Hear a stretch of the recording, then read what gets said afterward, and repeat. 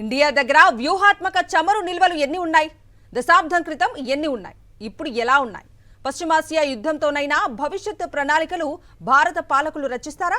వ్యూహాత్మక చమురు నిల్వల పట్ల భారత్ ఎందుకు శ్రద్ధ పెట్టడం లేదు? భౌగోళిక పరిస్థితులు అనుకూలించకనా? దీర్ఘకాలిక వ్యూహం లేకనా? ఎందుకు భారత పాలకులు దూరదృష్టితో ఆలోచించడం లేదు? చైనా పెద్ద ఎత్తున వ్యూహాత్మక నిల్వలు పెంచుకుంటుంటే భారత్ ఎందుకు మేల్కోవటం లేదు? వాది స్టోరీ. పశ్చిమాసియా యుద్ధం ప్రపంచ దేశాలపై పెద్ద ఎత్తున ప్రభావం చూపుతోంది. ప్రపంచ దేశాలను చమురు సంక్షోభం వెంటాడుతోంది. అయితే ప్రపంచ దేశాలన్నీ వ్యూహాత్మక చమురు నిల్వలను బయటకు తీస్తున్నాయి. భారత్పై కూడా యుద్ధ ప్రభావం ఉంది. ఇండియా కూడా చమురు సంక్షోభాన్ని ఎదుర్కొంటోంది. కానీ భారత్ 88% దిగుమతుల మీదనే ఆధారపడుతుంది. మన దగ్గర వ్యూహాత్మక చమురు నిల్వలు కూడా నామమాత్రంగానే ఉన్నాయి. చమురు పెద్ద ఎత్తున దిగుమతి చేసుకునే భారత్ చాలా దూరదృష్టితో ఆలోచించాలి.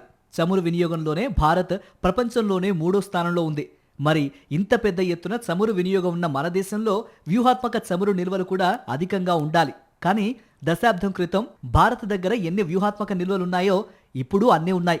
రెండో దశ కింద వ్యూహాత్మక చమురు నిల్వలు పెద్ద ఎత్తున పెంచుతున్న వినియోగంలోకి రావడానికి చాలా కాలం పట్టొచ్చు. పశ్చిమాసియా యుద్ధాన్ని పాఠంగా తీసుకుని వ్యూహాత్మక చమురు నిల్వలను భారీ ఎత్తున పెంచుకోవాలని సూచిస్తున్నారు నిపుణులు.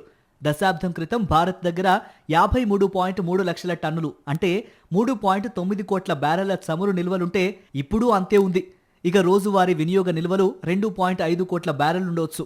చైనా గత దశాబ్ద కాలంలో వ్యూహాత్మక చమురు నిల్వలను భారీగా పెంచుకుంది. డ్రాగన్ కంట్రీ దగ్గర 140 కోట్ల బ్యారెల చమురు నిల్వలున్నాయి. ఒక బ్యారెల్ 159 లీటర్లతో సమానం. అమెరికా దగ్గర 41 కోట్ల బ్యారెళ్ల వ్యూహాత్మక చమురు నిల్వలున్నాయి. మరో 41 కోట్ల బ్యారెళ్లు రిఫైనరీలు, ఫ్యాక్టరీల దగ్గర ఉన్నాయి. జపాన్ దగ్గర 47 కోట్ల బ్యారెళ్లు, దక్షిణ కొరియా దగ్గర 22 కోట్ల బ్యారెళ్ల చమురు నిల్వలున్నాయి. సంక్షోభ సమయాల్లో, యుద్ధ సమయాల్లో మాంద్యం ఏర్పడినప్పుడు వ్యూహాత్మక చమురు నిల్వలను బయటకు తీస్తారు.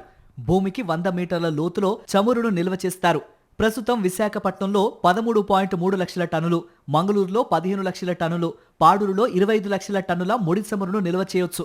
చమురు శుద్ధి కేంద్రాలు పోర్టులకు దగ్గరగా ఉండటం వల్ల ఈ ప్రాంతాలను వ్యూహాత్మకంగా ఎంచుకున్నారు. అయితే భారత్ లాంటి అధిక చమురు వినియోగం ఉన్న దేశానికి భారీ ఎత్తున స్టాక్ ఉండాలి. అందుకే రెండో దశలో 65 లక్షల టన్నుల సామర్థ్యాన్ని పెంచేందుకు భారత ప్రభుత్వం గ్రీన్ సిగ్నల్ ఇచ్చింది.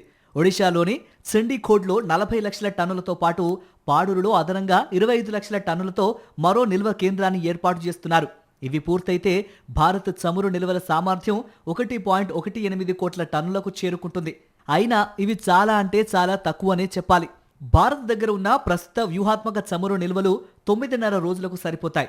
చమురు శుద్ధి కేంద్రాల దగ్గర దాదాపు 65 రోజులకు సరిపడా నిల్వలున్నాయి. మొత్తం మీద 74 రోజుల పాటు సరిపడా చమురు నిల్వలు భారత్ దగ్గర ఉన్నాయి. అయితే ఏ దేశమైనా 90 రోజులకు సరిపడా నిల్వల్ని సిద్ధంగా ఉంచుకోవాలని అంతర్జాతీయ ఇంధన సంస్థ చెబుతోంది.